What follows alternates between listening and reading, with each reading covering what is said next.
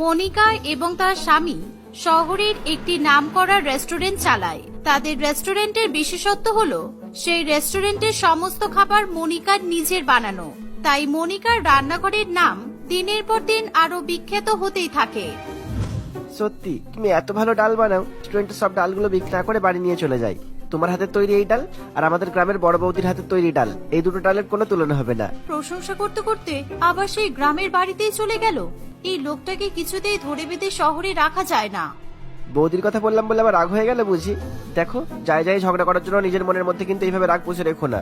আজকে তোমাকে সিদ্ধান্ত নিতেই হবে, কে বেশি ভালো ডাল বানায়, আমি নাকি তোমার গ্রামের বৌদি। বৌদির হাতের বানানো ওই ডাল খাইনি প্রায় 2-3 বছর হয়ে গেল, তাও ওই ডালের স্বাদ যেন জিভে লেগে আছে।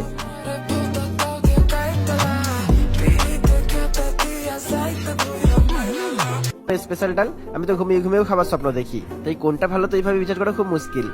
ওখানে গিয়ে তুমি তোমার স্পেশাল ডাল বানাবে আর ওদিকে বৌদিও তার স্পেশাল ডাল বানাবে। দুজনের ডাল একসঙ্গে খেলে তবেই তো বোঝা যাবে কারটা বেশি ভালো। মনিকা অঙ্কুরের প্রস্তাবে রাজি হয়। নিজেদের রেস্টুরেন্টে অর্থাৎ মনিকার রান্নাঘর কয়েকদিনের জন্য বন্ধ রেখে গ্রামে যাওয়ার সিদ্ধান্ত নেয়। অঙ্কুরের বৌদি রজনী বুঝতে পারে যে নিশ্চয়ই অঙ্কুরের গ্রামে আসার পেছনে মনিকার হাত আছে। এমন সময় অঙ্কুর আর মনিকাকে কথা বলতে দেখে রজনী ঘরের বাইরেই চুপ করে দাঁড়িয়ে পড়ে। যেটার জন্য এসেছি সেটা তাড়াতাড়ি করো। বাড়িতে ঢুকে তো 2 ঘন্টাও হয়নি, এরই মধ্যে বৌদিকে বলবো যে আমার জন্য গ্রামের স্পেশাল ডাল বানিয়ে নিয়ে আসো। এতবার করে বলা সত্ত্বেও মনিকা অঙ্কুরের কোনো কথা শোনে না। মস্ত কথা শুনে রজনী বুঝতে পারে যে সে যেটা ভেবেছিল সেটা একেবারে ঠিক। এই নাও তোমাদের খাবার, আপাতত এটা খেয়ে নাও। রাতে আমি সবার জন্য আমার হাতের স্পেশাল নবরত্ন ডাল বানাবো। শহরের ডাল খেয়ে খেয়ে নিশ্চয়ই তোমাদের মুখ পচে গেছে। এই কয়েকদিন একটু গ্রামের ডাল খেয়ে মুখটা শুধরে নাও, কেমন? ডাল খেয়ে আমাদের মুখ বিগড়ে গেছে সেটা তোমাকে কে বললো শুনি? যা খুশি তাই একটা বলে দিলেই হলো, তাই না? মুখ যদি না বিগড়ে যেত তাহলে তোমরা গ্রামের ডাল টেস্ট করতে এত দূরে আসতে কেন? তুমিও তো বোধহয় গ্রামের ডাল খেয়ে খেয়ে ক্লান্ত হয়ে গেছো। আমিও তোমাকে আমার হাতে শহরের ডাল রান্না করে খাওয়াবো ভাবছি, তারপরে না হয় বিচার হবে কোনটা ভালো।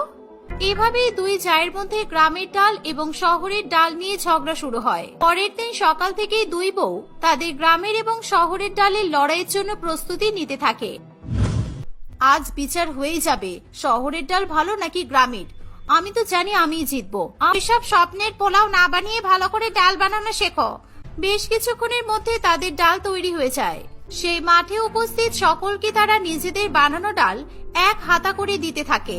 সবাই খুবই তৃপ্তি করে মন ভরে খেতে থাকে। তারা সবাই মনিকার ডালটাকে বেশি বাহবা দেয়।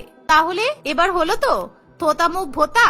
এরা তো আগে কখনো শহরের ডাল খায়নি, তাই আজকে প্রথমবার খেয়ে ওটাই এদের সবচেয়ে ভালো লেগেছে।